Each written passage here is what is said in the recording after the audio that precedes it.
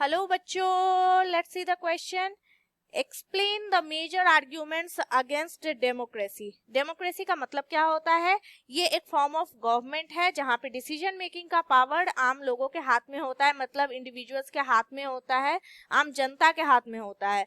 इसका मतलब ये है कि इलेक्शंस के थ्रू वोट हम देते हैं और उसी वोट के थ्रू क्या होता है, पर्सन इलेक्ट होते हैं जो सरकार बनती है. और क्या होता है डेमोक्रेसी फॉर्म ऑफ गवर्नमेंट में? तो रूल ऑफ लॉ फॉलो होते हैं, कॉन्स्टिट्यूशन में लॉज लिखे होते हैं, उस लॉ के ऊपर कोई नहीं है, मतलब चाहे किसी भी पोस्ट पे हो आप, वो सारे लॉ आपको भी फॉलो करनी होगी. तो इसके तो सारे प्रॉज, हर चीज की प्रॉज होती है और कॉन्स होती है, मतलब अच्छाई भी होती है और बुराई भी होती है. तो कुछ आर्ग्यूमेंट्स हैं जो डेमोक्रेसी के खिलाफ भी है, जैसे there are several arguments against democracy, although it's important to note that these arguments are not universally accepted. मतलब ये जो arguments हैं ये जरूरी नहीं है कि universally accept किया गया हो, and often spark debate. अब जैसे ही डेमोक्रेसी के बारे में अगर कुछ कह रहे हैं, ये एक पॉलिटिकल इशू है, तो ये क्या करता है, डिबेट होता है. डिबेट मतलब कोई इसके फॉर द टॉपिक है, कोई अगेंस्ट में बोल रहा है.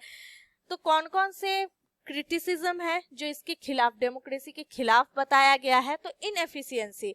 सम argue that democracies can be slow and inefficient due to the need for consensus and compromise, making it difficult to address urgent issues or implement necessary reforms. अब कुछ लोग क्या कहते हैं, ये मतलब इनएफिशिएंट है, इनएफिशिएंसी है.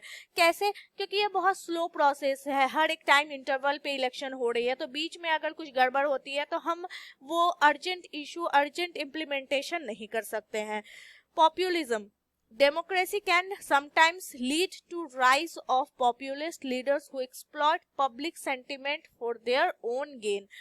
अब कुछ का कहना है पॉपुलिज्म, कभी कभी क्या होता है कि डेमोक्रेसी के थ्रू पॉपुलिज्म, मतलब अगर वो इलेक्ट हो गया है, वो पर्सन, कोई सरकार, मतलब वो वोट इलेक्शन में खड़ा होता है और वो इलेक्ट होता है, तो वो क्या करता है, वो पब्लिक सेंटिमेंट के साथ खेलता है और वो अपनी गेन के बारे में सोचता है. मतलब सरकार बनने से पहले तो ठीक है, उसने बहुत सारी प्रोमिसेस कर ली हैं, लेकिन जैसे ही वो सरकार बन जाता है तो वो सिर्फ और सिर्फ अपने फायदे के बारे में सोचता है, और टिल नेक्स्ट इलेक्शन हम कुछ कर भी नहीं सकते हैं. इलेक्शन होगी तब ना दूसरी सरकार बनेगी. और क्या है, mob rule. Some fear that democracy can devolve into mob rule. Mob मतलब क्या होता है पता है आपको? Mob मतलब गुस्से भरे, मतलब लोगों का एक ग्रुप, उसे हम mob कहते हैं. Where decisions are driven by emotions rather than rationality, leading to impulsive and potentially harmful policies. तो mob rule हो सकता है, मतलब जिसकी सरकार चल रही है उसके, तो वो सरकार जो बनी है, तो जिन लोगों ने चूज किया है, तो वो फॉर दी सरकार रहेगी ना, वो उनके साथ रहेगी. और जो लोग उनके खिलाफ बोल रहे हैं, तो ये जो ग्रुप है जिन्होंने सिलेक्ट किया है उस पर्सन को, वो क्या हो जाएंगे, गुस्से हो जाएंगे, और वो ग्रुप को क्या बोलेंगे, मॉब बोलेंगे. तो मॉब रूल कभी कभी हम देखते भी हैं कि अच्छा यहाँ पे इस पार्टी ने उस पार्टी पे हमला कर दिया, तो ये सब क्यों होता है, मॉब रूल है. तो ये सारे क्रिटिसिज्म थे डेमोक्रेसी के. Hope you understood. Thank you and all the best.